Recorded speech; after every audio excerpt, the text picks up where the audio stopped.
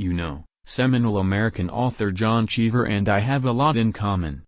He needed to drink a fifth of scotch before he had the courage to utter a word to another human being, and so do I. Much like Cheever, I'm completely blotto by 10 a.m. because of a deep, withering fear that my family will eventually discover my bisexuality. And, to top it all off, we were both born in Wollaston, Massachusetts, if you can believe it.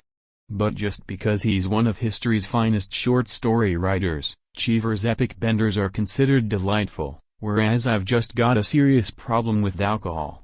What a bunch of horseshit. You wouldn't believe some of the outlandish and totally inappropriate things my drunkenness has caused me to do. Dark, crazy stuff. But guess what?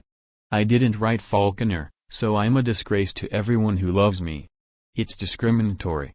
Cheever abandons his wife and children for months at a time to drink himself near to death, and he's discussed joyfully in college lit courses. I do the same exact thing, and I'm denied visitation rights. Well, excuse me for not examining the duality of human nature in just a few short pages of effortless prose. No one is as dismissive, callous, and downright cruel to his wife as I am. Just like Cheever, I put the blame for all of my self-loathing and paranoia squarely on her, and I drive her to the brink of insanity with my suicidal imbibing. Guess I should have scrawled out some delicately measured symbolism about the female desire for inner rebirth, and maybe I would have gotten the Pulitzer Prize instead of court-ordered counseling. And of course, everyone was perfectly tickled when our dear national treasure John Cheever would say things to his son like, "Are you completely without imagination and initiative? And you've always been a disappointment as a son." Yep. That's all chalked up to his crisp, witty intellect. But if I so much as call Rich Jr. a no-good untalented leech even once at a family gathering, it's reviled as unforgivable cruelty and abusive parenting. Is it too much to ask for a little recognition? I keep drinking and I'm no closer to being heralded as the greatest voice of my generation. There have been dozens of times when I've ended up drunk and nude, too incapacitated to clothe myself, but did I have a friend like John Updike there to help me clean up the vomit? Hell, no. Remember, I didn't pen The Swimmer, so John Updike wouldn't help me for shit. I'll bet John motherfucking Updike doesn't even know who I am. If Cheever is any guide, then my unchecked dipsomania should be earning me unparalleled praise by now. But America has room for only one lovable nihilistic alcoholic, so I'll always get the shit end of the stick. Take the time I went to visit my friend Charlie in Iowa, for instance.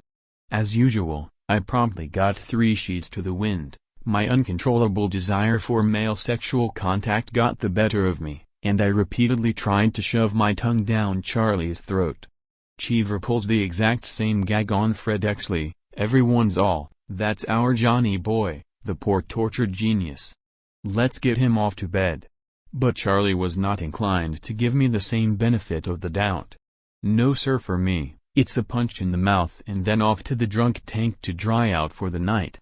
Jesus Christ, Charlie, sorry I didn't win the fucking Guggenheim Fellowship based largely on the strength of only 2 short stories.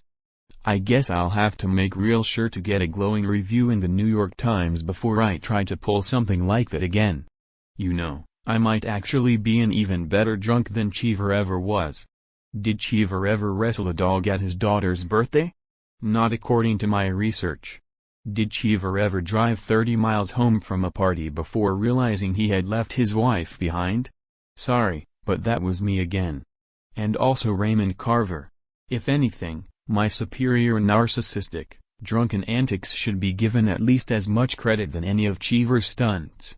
In our society, however, you apparently have to be the Chekhov of the suburbs before those types of colossally thoughtless hijinks hold any type of cachet.